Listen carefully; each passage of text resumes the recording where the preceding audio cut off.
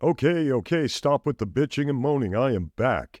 So, yeah, it's been a minute. I had to take a break. I had clients to deal with. I had things around the house that were going on, and I know if you think about it, in the past couple of weeks, your prefrontal cortex got to take a break and recharge. Maybe you listen to a couple of the other podcasts out there. Maybe you're going to listen to Morse Code. Maybe you're going to listen to Call Me Daddy, the Sean Ryan Show. There's so many other great shows out there. But you know what? I am so thankful for all you listeners, supporters, subscribers, on all these different platforms. And it's so interesting to see how my show has grown and spread across the country.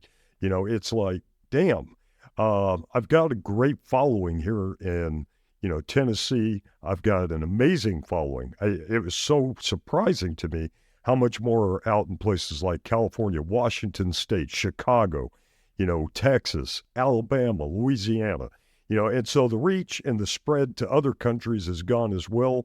And I don't know what to say other than thank you. So let's talk about some of the changes that occurred recently that's going to impact some of the ways that, this show's going to go forward.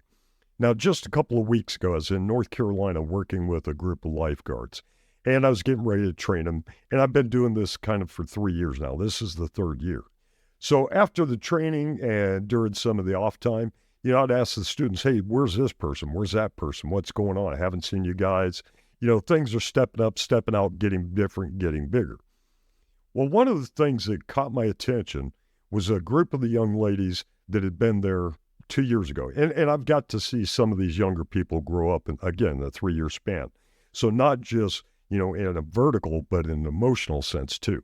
But one of the things that they discussed really surprised me.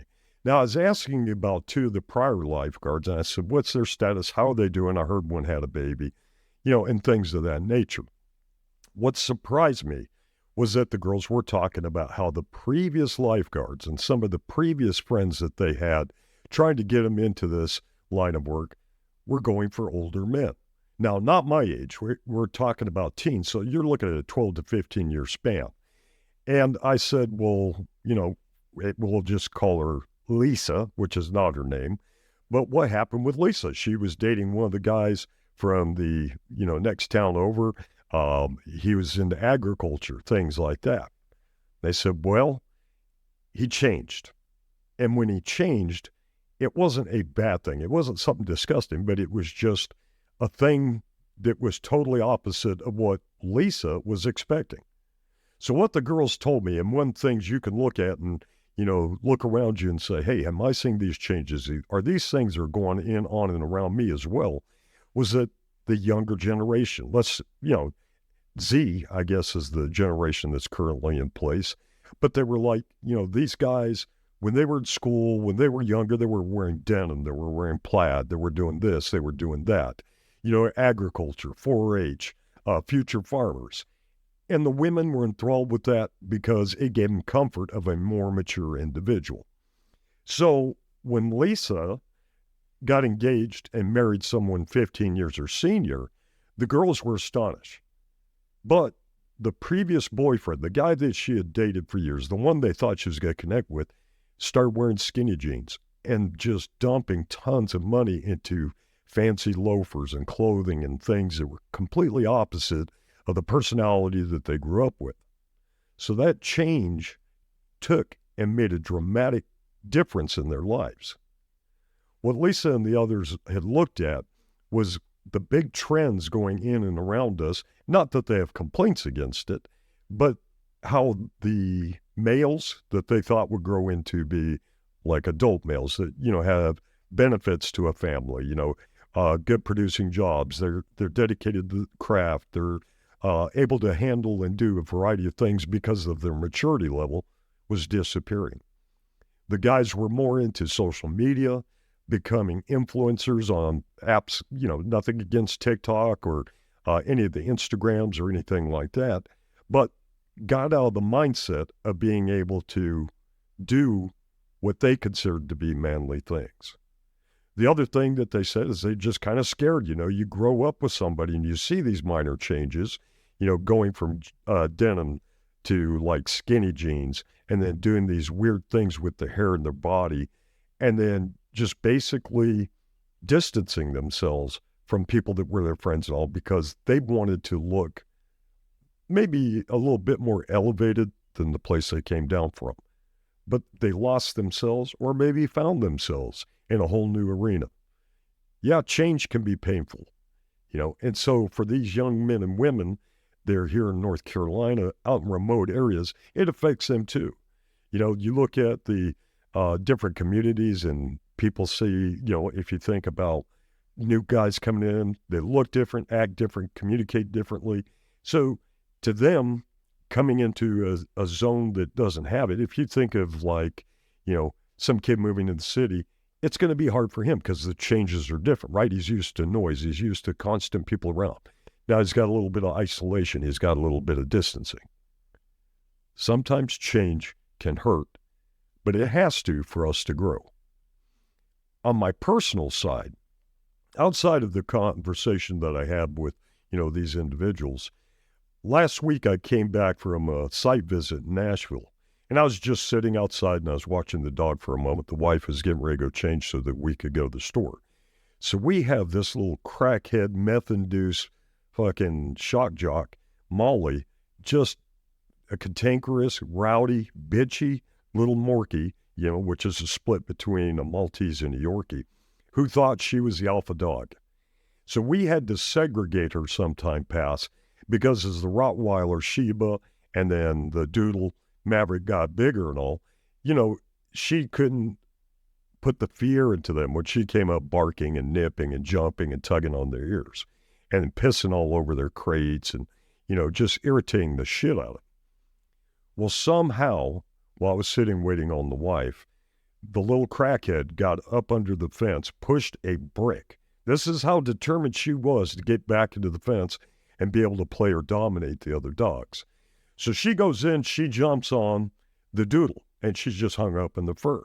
And it's yelping and stuff, not in a painful manner, just like, please get this crazy bitch off me. As I'm getting up to the gate, out of nowhere, Sheba came up, removed the little crackhead from the Doodle, and shook her like a little toy. Imagine just how big dogs do when they get a toy, and dropped it to get back over and check on the other dogs.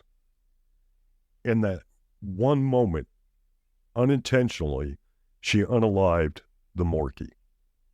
Molly, who I went up to Virginia over 4 years ago and picked up, selected out of the litter and brought back to my wife, was a beautiful dog. Little fucking Houdini. Any crate, any box, anything we put this bitch into, she was able to get out. So she was highly intelligent. What we didn't think about was years later, because of my desire to have a Rottweiler, I fostered them and I rescued them previously, but I never actually owned one. And my wife went out of her comfort zone to get me one. And my baby, at 11 months, unalived our baby that we had had for years and years and developed and loved and took care of us and, basically ran the house as far as the 7 animals we had. When we moved into this house over here in Newmarket, we had 7 animals. We're down to 2. The changes that we had came from losing our 2 cats that we had initially. Then Shadow, God bless him, over a month ago died from old age. But after Sheba unalived and shut down Molly and sent her to the animal heaven, I had to get rid of her. What I saw her do, the way I saw her handle that little baby, not to kill it, it was not intentional. It was like, hey, get off the dog, shook it to disengage it and dropped it, not knowing that its sheer force would change the lives of so many around it. I cried. I cried like you would not believe. Not only at the loss of the sweet little crackhead, meth-induced, AED-sitting, electrified puppy that looked like just a gremlin gone bad, but I had to lose the Rottweiler as well. Because what I saw it do and the fierceness and directness in which it went to disengage those dogs was just something I couldn't unsee. I didn't want my dog of choice to start doing things with its sheer force, strength, and size and hurting other dogs. So luckily, her breeder came and picked her up. She's never had another issue with any of the animals, but a change caused her to react. And that change was she got bigger. She became the protective one. She became the one that was going to be defiant to the ruling authority, which was Molly at the time. And when we get back in just a moment, let's talk about some of the changes, how that affects us, how it helps us build, how it breaks us down, and we'll get into a new mindset for changes coming, not just in the show, but in the world around us. Things are fucking up, things are changing, and let's be prepared. And we'll be back in just a moment.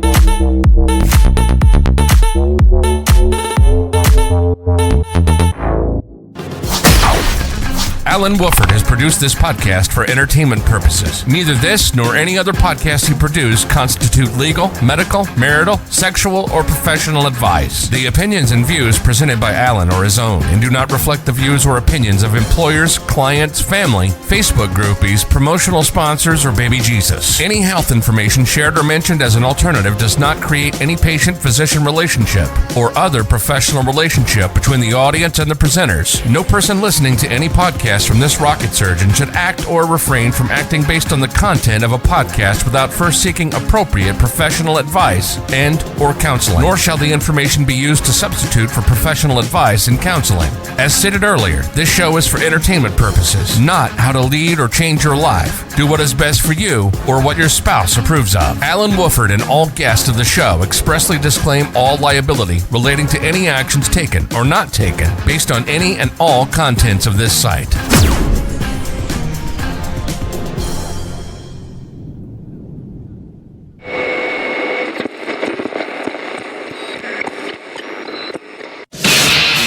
You can stop the search for something intellectual and fulfilling.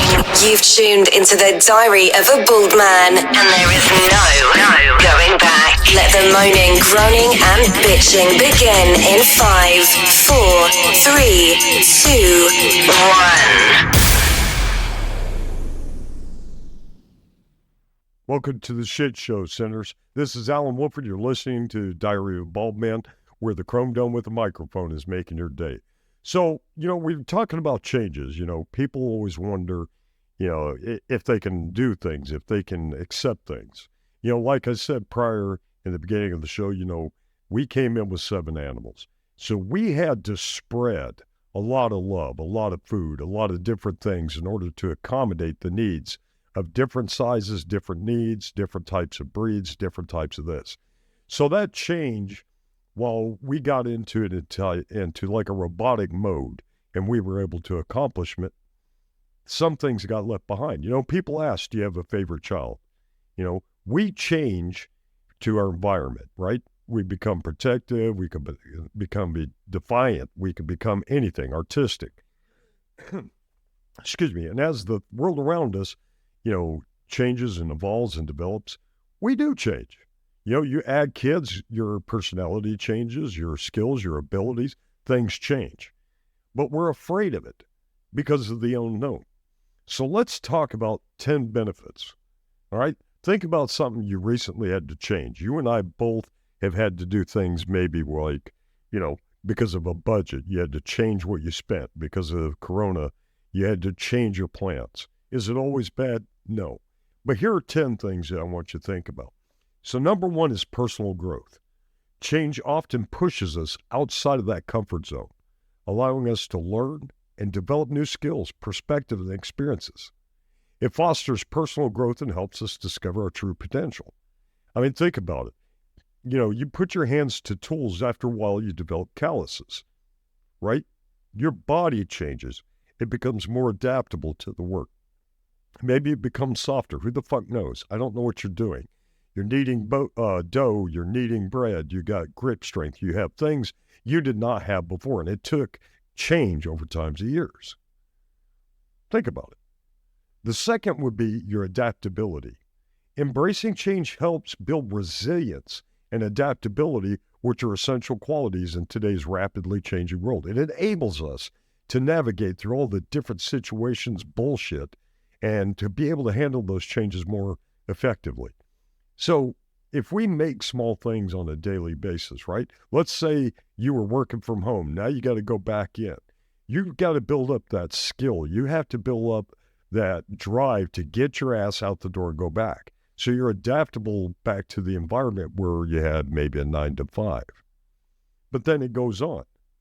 Think about new opportunities. Number 3 would definitely be new opportunities.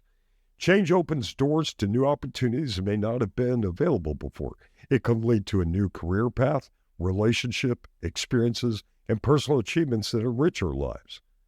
If we make a change, whether it's just to get up and walk a half mile, through the neighborhood, or we get up and we do a different hairstyle. When I went to bald, a lot of people were like, "Oh, Alan, you shouldn't do that. You shouldn't do that." People have cancer. People get their hair back. But when I changed that, I enjoyed it. And it just happened to be a great thing because my wife enjoys baldness. Now, yeah, I'm not stealing her comb or brush or fucking hairspray. She can rub it when she goes by. It's all a great thing. So change can give us new opportunities. You change the way that you drive to work. Maybe you take a new route. You get to see new views. You get to see new areas. Hopefully it's not a fucking slummy piece of shit area, but if you do, that gives you the ability to see what's going on behind those doors. Think about it. When we think about what comes over those doors, how does that lead us into something new? Change number 4, or the benefit number 4, is overcoming fear. Change can be intimidating and evoke fear of the unknown because you don't know how people are going to respond to that. Fuck them. You're not responsible for their feelings. How do you feel for you? But remember, facing and embracing a change can help us overcome our fears of what others, think. It boosts our confidence because we hold ourselves to be true to what we want, we desire, we need, and that's where passion comes in and becomes more courageous in pursuing our goals. Because had you not made that change, had you not said, you know what, fuck this, I don't need a Ford F-150. Let me get that fucking Prius that Alan's always bitching about because I'm going to save money on gas. And with that money I saved on here, I'm going to be able to travel more. I've got a little car that's fucking flashing. I can get in and out of traffic, things like that. But where we built our environment to change to meet those around us, we didn't become happy. You didn't fucking get happy. You got trapped up in that same field of other fucking sheeple. So think about it. Overcome that fear. And while you're doing that, the number 5 for this is breaking monotony. Routine and familiarity can sometimes lead to boredom and stagnation in your life. Change injects freshness and excitement into our lives, breaking the monotony and allowing us to explore new possibilities. So how many people do you know? Think about it. How many people you know have been in the same fucking company for years? And there's nothing wrong with that. Loyalty is great. But what if they went from accounting to like a CPA? And then from a CPA into something else. And they expanded into, maybe something that a different company, different environment, different people to build them up. There's nothing wrong with that. The things I've seen over my years, people that were career-minded to stick with one company and get that retirement were miserable. Not that the company wasn't bad, but because all they saw was the forest for the trees. They couldn't see the gardens. They couldn't see the potential because they knew going in that fucking door, it was going to be the same thing. They'd punch in, do their job, snack time, lunchtime, break time, get the fuck out, go back home to mama. Nothing new, nothing exciting. That's all you are, is a cog in a wheel. But you break that monotony with number 5. So let's look at number 6. We talked about getting changes, right? Break the monotony. Expand your fucking horizons. Change broadens our horizons by exposing us to different cultures, perspectives, and ways of thinking. It encourages open-mindedness and fosters a deeper understanding and appreciation of diversity. Now, I'm not talking about you have to worry about some jackass with a fucking pronoun saying, oh, you have to identify me as she, they, them. No. What's that say on your name tag? That says Tim. You are fucking Tim. You're a human being. That's all I care about. How you choose to identify yourself was a change you made because other dumb motherfuckers said, well, you have to identify yourself with a pronoun so people don't call you her or ma'am or she or he. You let your environment contradict your beliefs. So we're expanding our horizons, right? We're going into a deeper understanding. We're understanding cultures. We're not trying to down that person that has the pronoun. We're trying to understand, why do you have to have a pronoun? Why do you have to have someone identify you other than, my name's Tim, Alan, Amanda, David? Who cares what your sexuality is? I don't give a shit if you're bobbing for apples on your dude's crotch in the break room, or you're in there scissoring each other like arts and fucking crafts. Nobody cares. Tell me who Alan, Tim, Amanda, David is. That's what I want to know. I want to expand my horizons on people. And when you do that, you get enhanced creativity. So number 7, change often requires us to think outside the box and come up with innovative solutions. It stimulates our creativity and encourages us to explore new ideas, approaches, and perspectives. So let me give you a personal reflection on it. My podcast. Every time I do a new show, hopefully I'm getting better. Hopefully I'm impacting others. Hopefully I'm doing this. But I had to change from that mindset of keep it in because the mentality is men are tough, don't cry. And I told you earlier in the show, I bawled my fucking ass off when my dogs died. Because had I not changed and diversified and stuff, I would not have been a passionate person. I don't give 2 fucks about anything except my family and my dogs, is what people thought. But, that's not true.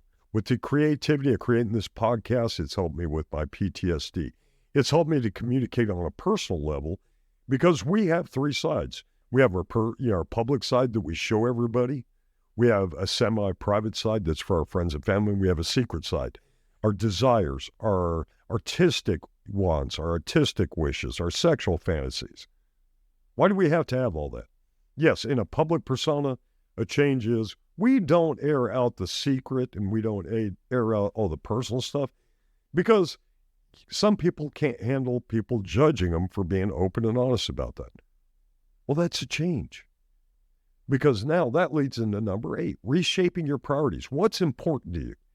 Change can help us to reevaluate our priorities and make necessary adjustments. It does.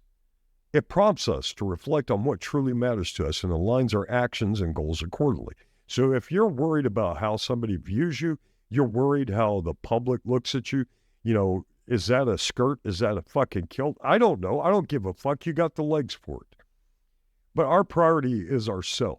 Make the change to get out of that fucking farm mentality. And what I mean by the farm mentality, once you walk through the gate and into the field, you're going to take on the persona of what's around you, right? That's your survival mode. Your survival mode says get into the flock, become one of them, do what they do, eat the grass, shit in the grass, drink out of the buckets, and that's the way we are. Same thing with me in safety. I got no lie to tell. A safety person, he does this, he does that. Safety manager does this and that. Safety director goes to the higher level. That's not me. I don't give 2 solid shits how anybody else does it. because my way works best for me, because my priority is not in just promoting safety and, getting people to do the CFR. It's so everybody fucking goes home at the end of the day. No Band-Aids, no bandages, no braces, maybe an ice pack. It's getting fucking hot. But my priority is to be myself. And if I go up, I'm going to call a horse a horse. I'm not going to say he, she, it, they've, you're standing on your hood. I'm sorry, not your hooves, but your stand-up devices. Come on. If you don't like something, fucking say it. Change that mentality. Reshape your priority. Your priority is to be a true and honest you. So do it. That leads us into number 9. So as we're enhancing our creativity, we're being more communicative, we're getting out there and reshaping the priorities. Number 9 is we're increasing our resiliency, right? Because think about this. You see a rock in a lake. It has been changed over time, but it's still a rock. The water goes over it, it shapes it, it pits it, it changes it. And that's the key word, change. The environment changes. Now, had we pulled that rock out of the water, set it on the ground, it'd still be a rock, but now it may be crushed by a bulldozer. It may be, something so trivial as to crack it, because something fell on it. Going through change builds resilience. The ability to bounce back from adversity. Think about that. Adversity. Remember what I said under reshaping priorities? Don't give 2 fucks what other people say. Live your life, and they will love you even more for being true and honest. It may take them a minute to get over the shock, but it'll be something that they will eventually love and appreciate because they didn't know you had that strength and power to truly be who you are. Okay? It equips you with that mental strength and emotional fortitude to face future challenges, failures, anything that gets in front of you. Because you'll say, if I can get past this level where I shut my brain down to accommodate others, I'm going to fucking just take off now. Don't tell me the sky's the limit when there's footprints on the moon. No, fuck that. You're going to go further, higher, and faster by simple daily changes, and you don't have to change a lot. One step at a time is still forward motion, right? And if you fall, get the fuck up off your face and keep moving forward. Because that brings you to number 10, self-discovery. Change provides an opportunity for self-discovery. It encourages introspection and helps us to gain a deeper understanding of ourselves, our values, our purpose, our beliefs, our wants, and our desires. It can lead to personal transformation and a more fulfilling and authentic existence. You've been worried for years. You and I both. I'm not going to just say, it's just me. You've been worried for years that you couldn't write a book. You couldn't impress this girl or guy or fucking whatever their fucking pronoun is. I don't give a shit if they identify as a taco. Again, changes are to develop us. Don't change people around you. They will change when you change. Because once you show your true self, your true desires, you're open and honest and say, bitch, get over here and let me tell you about my day. And you are part of it. You helped me get through it. Because you communicated honestly. Or you communicate to someone, you know what, people be more responsive, would be greater help if you weren't such a jackass. Now that's going to take them off. They may get offended. That's not on you. That's on them. But be honest enough to be who you are. Represent you. Make those daily changes. Excuse me. Sinuses, you guys know how it is. So one of the things that we talk about most frequently, is plan, prepare, communicate, engage, blah, blah, fucking blah. But it's true. Plan these things out. So, just before we close out, let's think about some of the things, let's wrap this up and get this shit over because you got changes to be made about. So in closing the show, let's talk about, hey, how do we close this and get everything in one? So here we go. Oh joy. Let's talk about change now. It's the most fabulous thing since sliced gluten and flavor-free bread. right? Because when we think of change, we're thinking of an unknown and it's not going to be beneficial. But then who the hell doesn't love and desire the thrill of uncertainty, right? Because you don't see the forest for the trees. There may be a knight in fucking shining armor standing behind, and you have the sheer delight of stepping into the great unknown. Think about something you did. You were so fucking knotted up, but you took the chance on asking your wife out, or your spouse out, whatever the fuck it is, getting a dog and then realizing you're a cat person. Think about it. Because change is like a roller coaster ride that never fucking ends, except it does end at one point, and you're left wearing soiled underbreeches, feeling nauseous and wondering why you ever got on the damn thing in the first place. Because change is a roller coaster. It's a ride through life. And it doesn't end. It ends when you stop fucking living. But don't fear. Change is not here to disrupt your cozy routine and leave you with the sense of impending doom. After all, who needs stability and predictability when you can have sleepless nights and endless anxiety, right? Because without change and you go in, you know what you're getting up to in the morning. We talked about that. We talked about getting in, clocking in, punching in, taking your break, seeing the same fucking people day in, day out. I don't want to see them people. I want to see them happy. I want to see them healthy. But I want to see who's around the corner. I want to meet that farmer. I want to meet that dude that's out there running fucking naked through the yard, pissing on his lemon trees. I want to know that lady who's out there doing macrame and doing crafts, right? Because that's something in my life I don't have. Change is like a surprise party where everybody jumps out and yells, "Congratulations, your life is about to turn into a shit show," because you don't know how to act. So go ahead, embrace change. Take a fucking chance on it, because misery loves company. Just ask anyone who's undergone an intervention. You know, when we think about it, change is like a gift that keeps on giving. Because when you unwrap that package, you don't know what's coming in. And emotionally, it's the same thing. It could be good, it could be bad, it could be empty. Except usually this is a gift and it's filled with confusion, and the wrapping paper is made of frustration because you're tearing at it, because you want to get to the core and you don't know what's there. Who needs a sense of security and tranquility when you can have constant upheaval and emotional turmoil? And again, it's gonna change your world. It's gonna build you up. It's gonna put the calluses on the mind. That's gonna make you tougher, stronger, shinier, because you're gonna be so much more artistic. You're gonna be so much more verbose and fluid. So before we close, all of you assorted and dysfunctional pronouns, embrace change like a fat kid face diving into a bowl of yogurt. It may be a bit tangy at first, but it can be the action that changes your life for the better. Think about it. Take a chance.